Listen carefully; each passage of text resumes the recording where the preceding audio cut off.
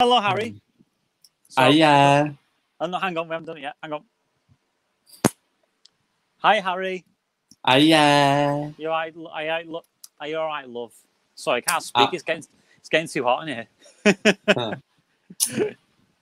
So how's things in your neck of the woods in Liverpool? I'm all right, you know, Chica. Sounding very perky today. I'm always perky, Horn. Indeed. So what we're doing today, we're going to be looking at Lee Evans. Are you a Lee Evans fan? Never really given him the time of day, to be honest. He's a very, very funny man. I grew up with him as a comedian, and most of my nervous energy comes from him. So let's see what you think. Let's get into him then. And we're staying in a great place. It's like a B&B outside town.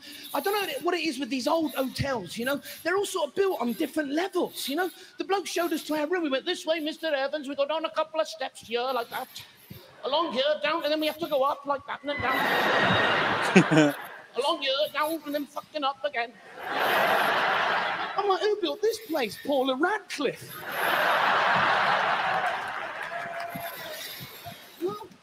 The fire alarm goes off, you die of whiplash.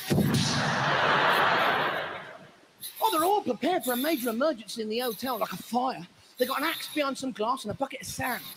Well, you need the axe to smash the glass to get it out. And then you put a fire out with an axe. What, chop it out, do you? Chop. And that sand bucket, everyone just puts their fags out in there. You chuck that on a fire, it's like... And it's just got the flavour of 20 Bensons. We got completely lost driving in. I've got a great car. It's like an ex-company car. And it's great on the motorway at night. When I've got my lights on, people start moving out of the way. And when I've got the sirens going, fuck, they shit themselves. And we got lost. We got lost coming into Cardiff because of your one-way systems. I don't know how you get around. Even the signs, you go, I don't know, man. Look at that. I don't know. And we asked, you know when you ask the way, why do you always get the village fucking idiot? You know, you always get the bloke who needs to kind of point the way he's telling you to visualise it in his head. He's like, wait a minute, yes, I know this one. You go down there, you do a right. Come to a roundabout, go round the roundabout. Round the roundabout. Fuck it, I've missed my turning. I've lost it. What are you doing now? I'm in the services, I'm fucked.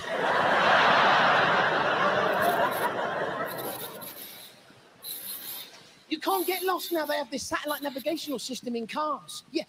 We just got rid of our wives, giving us all the wrong directions, and they replaced it with another fucking woman. But it's different, because it has that sexy voice on there. It kind of goes like that. Turn left. Fucking right, love. Straight up. Oh! Because they know that's how you get a bloke to do anything. Ladies, you should try it with him at home. It fucking works. Just walk in the kitchen and go, the rubbish wants taking out.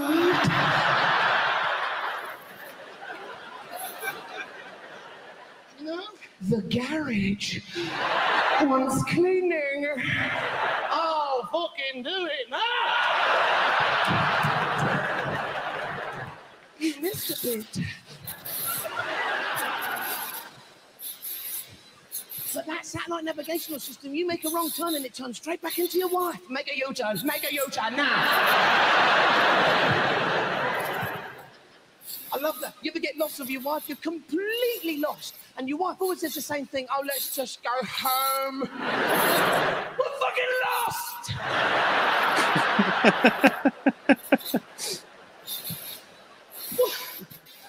What, did you throw bread out the fucking window?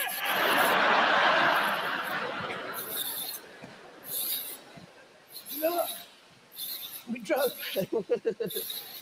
We parked the car in the car park. It's got a sign in the car park. Car thieves operate in this area. Where else would they operate? It's a fucking car park. All the times I've been driving through the country, saw a couple of car thieves in a field going, you said there'd be cars.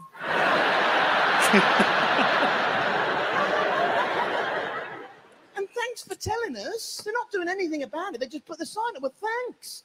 You'd hate if you was getting mugged and a copper just ran up and went, he's mugging you, he is.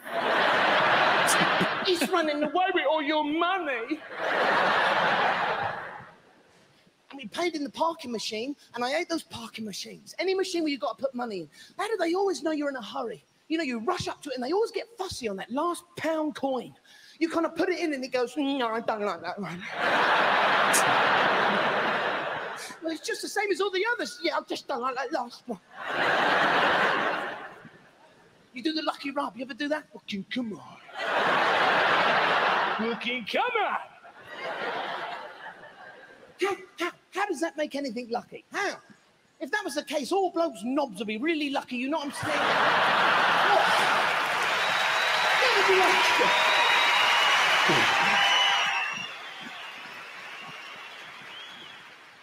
They'd be like rows of blokes in the betting office looking at the screens going, go on, Misty boy!